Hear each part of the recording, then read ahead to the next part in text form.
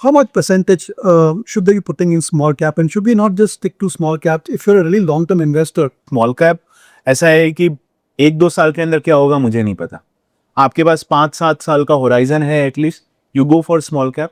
But जैसे कि आपका गोल्स क्लोजर आ रहे हैं, the way you want to withdraw money, जैसे कि 3 साल बचा है, switch that to multi cap और फ्लेक्सी कैप, और 1 साल ही बचा है, स्विच दैट टू योर 2 साल बचे हैं तो लार्ज कैप, और 1 साल बचा है तो एसेट एलोकेटर्स में डाल दो, because you need to safeguard that return also as your goals near. ये तो बहुत इंटरेस्टिंग बात की आपने।